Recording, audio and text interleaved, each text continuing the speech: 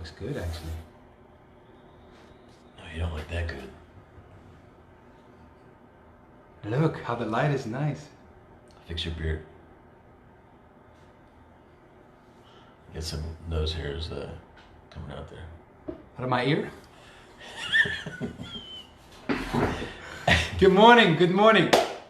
We're talking this morning, Michael and I was asking him a couple of things, and instead of asking him and then go live, I said, let's go live. And we were talking about how culture judges men for wanting to date foreign women. And I said, what culture? And he talked about America. And we'll go into it, and I'll ask you about it. Because I just want to say, and I'm also going to bring a bigger context of how culture shamed, how culture works. You don't know my questions yet. Inside of us, well, I titled mine, about the culture war. So I'm also thinking in the back of my mind, Black Lives Matter, the culture wars in the States. I mean, I'm going to weave it together. So go ahead. I'm not going to have any part of this. My experience of this, I started traveling only when I was 33, the past 12 years, say. And I always had an affinity for also more foreign women, more than Belgian women, with the little experience that I had in Belgium, And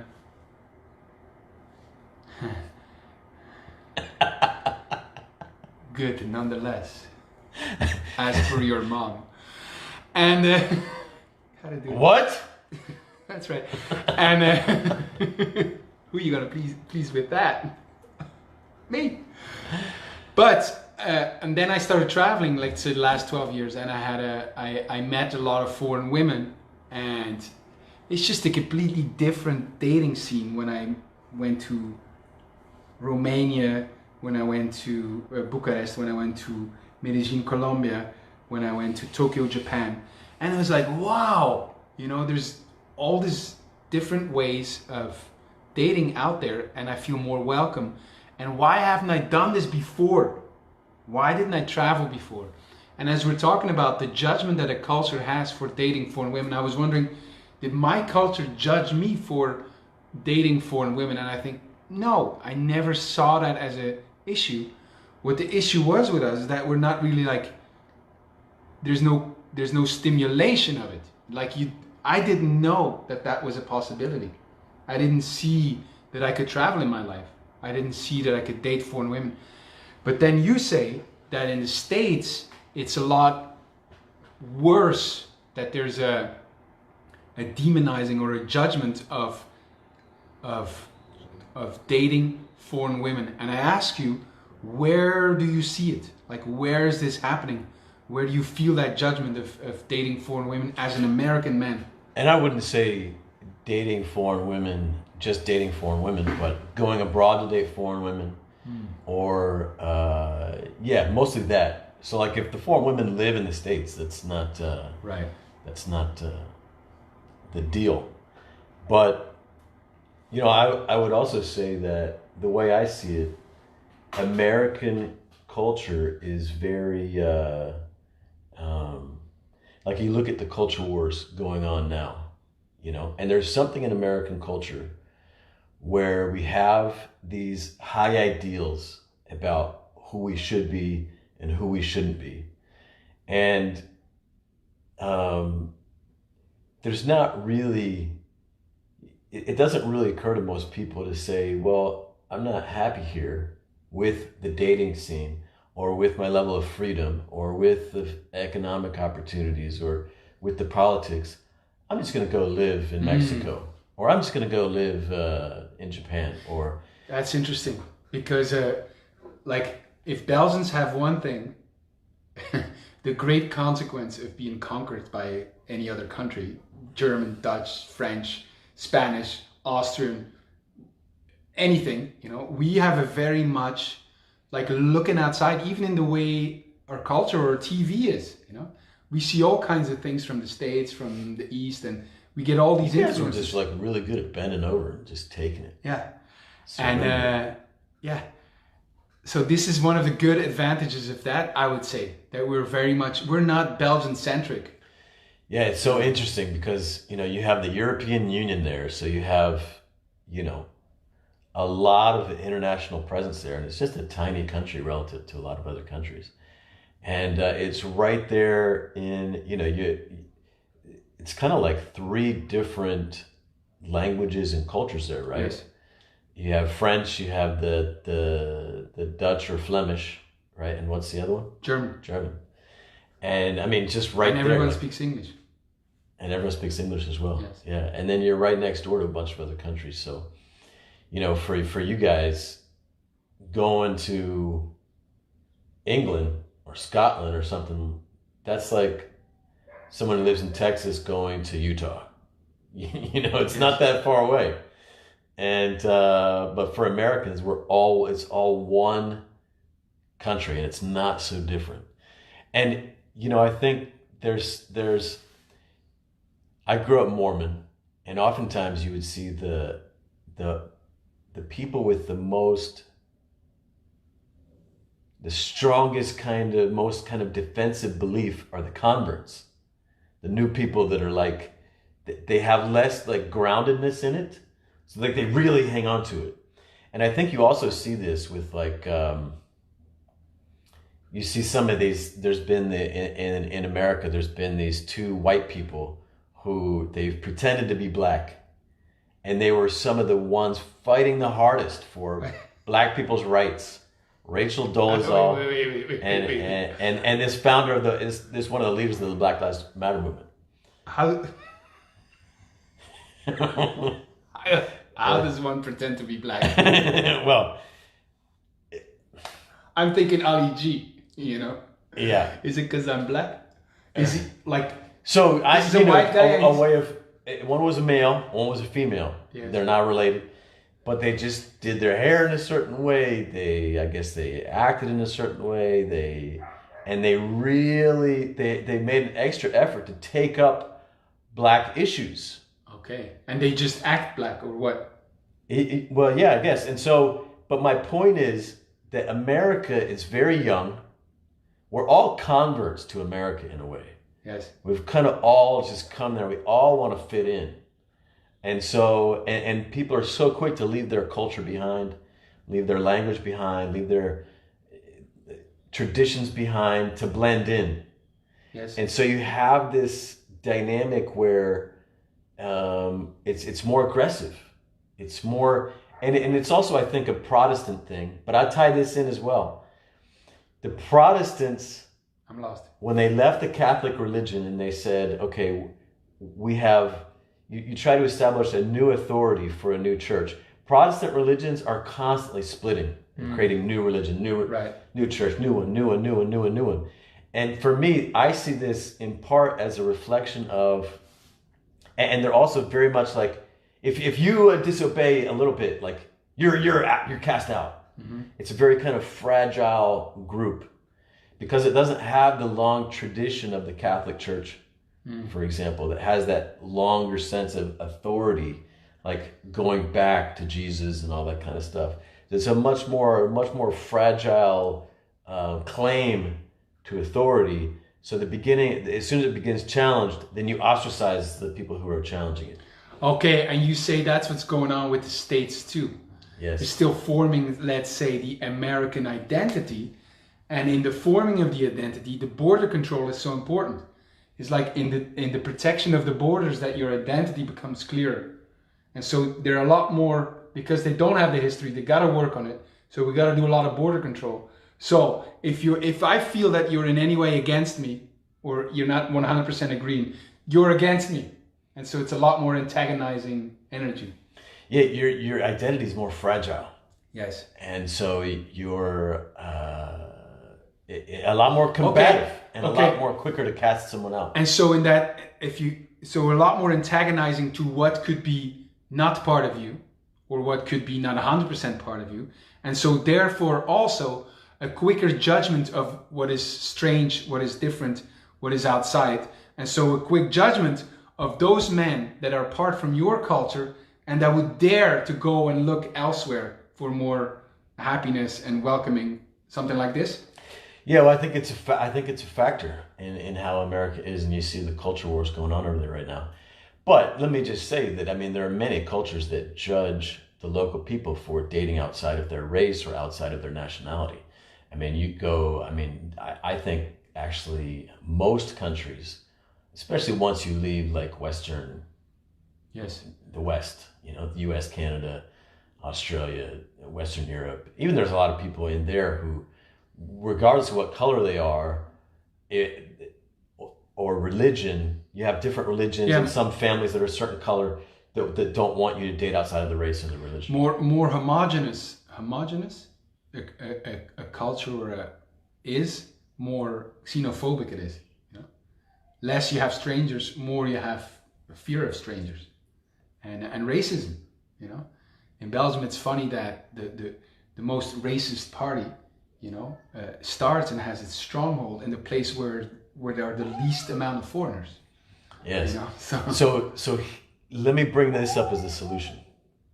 What if we all pretend to be bad? No, we honor racism. We honor racism. Yes, and I don't mean what you might think I mean, right?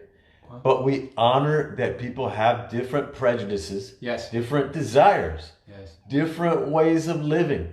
In the U.S., we judge people if a bunch of white people say they only want to live with white people in their neighborhood or whatever, they're racist bad, we got to get rid of them. Right. If a bunch of black people want to just live with black people, they're racist, we need to get rid of them. Although it's not, we don't call black people racist anymore. But and so what we're trying to do is force everyone to have no prejudice as a solution. We're trying to imagine we're in this house, and we've got a bunch of people here, and we're trying to force everyone to have a certain set of values, and a certain set of beliefs. But every 4 years we can vote for a whole new way to force everyone to adopt a whole new way. It would be a very antagonistic, kind of violent place. But what if we just instead said, you know what? Everyone who's in this house, if you want to live next door or across the street or wherever, you can go anywhere. You can go where you're happy. Yes. You don't have to live here, and we don't all have to get along, and we don't all have to abide by the same values and beliefs. We can just go where we're happy. I have a two-pronged approach, and yours is great. First, the acceptance of where we're at. We're say we have prejudice. We're racist in a way. Well, you have prejudice. You're racist. Me, I'm not. But I'll accept you for that. I won't judge you. Is it because I'm black?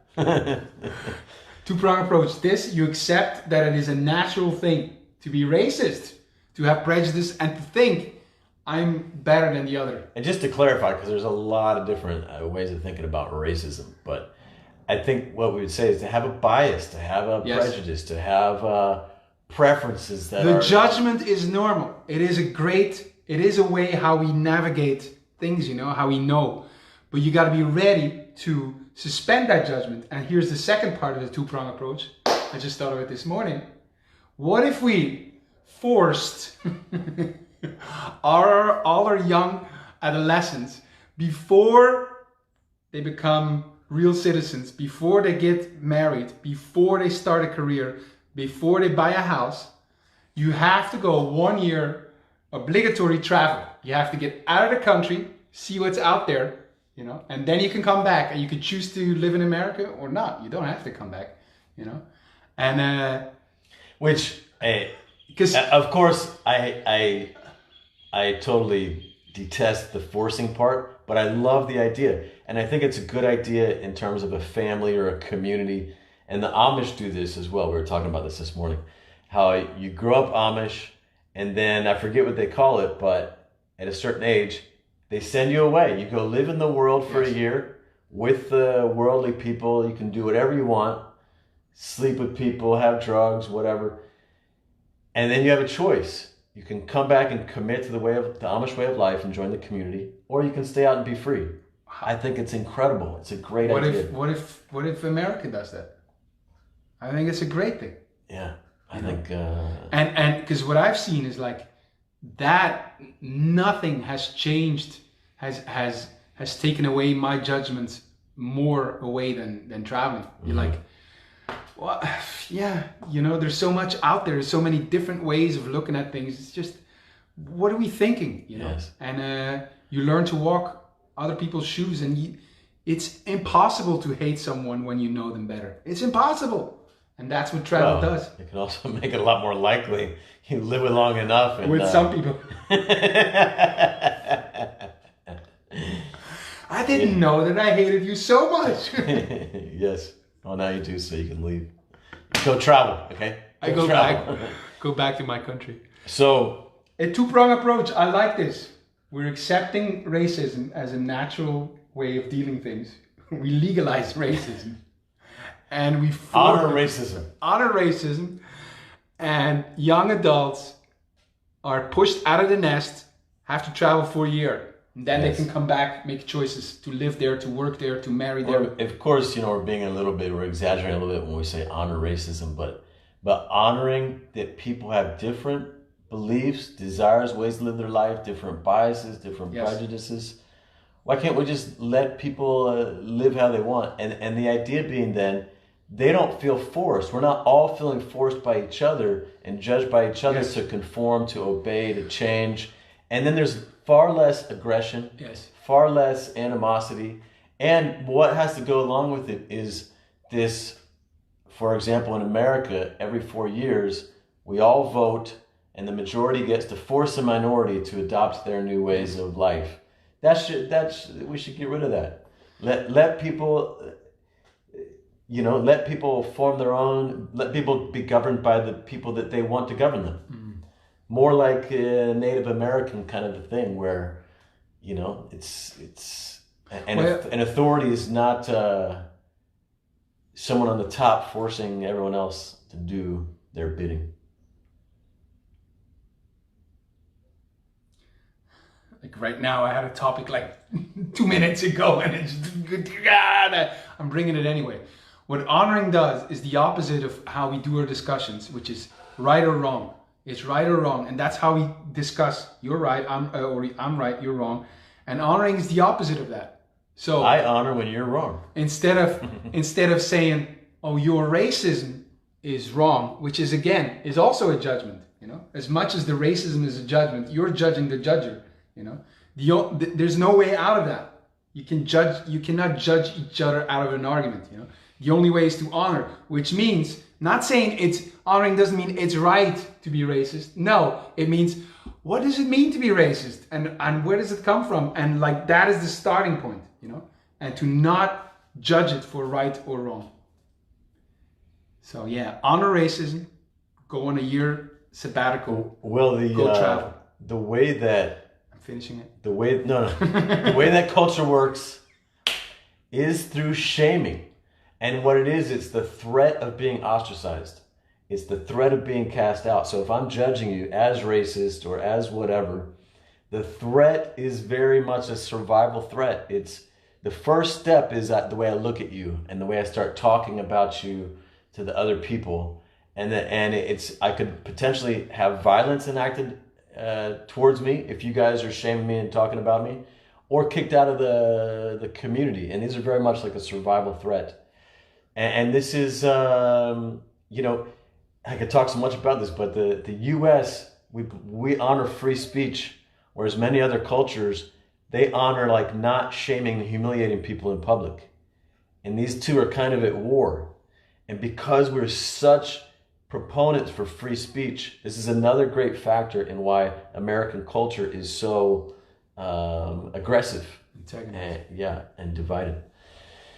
So, but a direction for a solution is honor first. First start with honoring rather than starting with the moral judgment. And I really feel like I've been preparing my whole life for these times when America is starting to become so, not starting, but, when things are really starting to come to a head more and more and more with the culture wars. So to bring back to your question, for the men who are feeling like judged if I leave. Yes. And there are many judgments. I'm unpatriotic. I'm a loser. Oh, that guy, he can't get women, the local women. And maybe he just likes, in America right now, there's a big thing like judging. If I like Asian women, I'm fetishizing Asian women. This is a very bad thing these days. You also bring the coronavirus.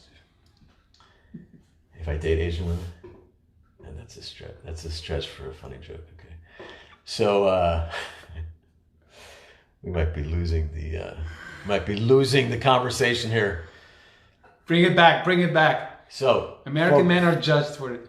So for American men who simply have a desire to date foreign women, right? Or wait, let's bring it back. And they're not happy. You don't need to sit and be angry. You don't need to blame the local women. You don't need to blame your culture. You don't need to just sit and be angry or fight or try to change things or try to change women or try to change yourself. A very simple, mutually honoring solution is go where you're wanted. Yes. and where you want the local people. Or if you really want to honor and make your choice for an American woman valid, what's your choice for an American woman worth if you haven't tasted anything else? If you choose this is the best wine in the world and you've only drank that wine, I'm not going to trust your choice. You say, I choose between 20 wines, this is my favorite wine. I trust you. So... Oh, why stop at 20? There's like 200 countries. Like, huh? Well, why would I trust you if you've only tasted 20 when there's like 200? So what America does, is judging the wine connoisseur who wants to make a more informed choice, and they say, no, you can be a wine connoisseur, but you can only taste one wine, and then you tell us what's your best wine. It's ridiculous. Go and taste different American woman, stay away from me.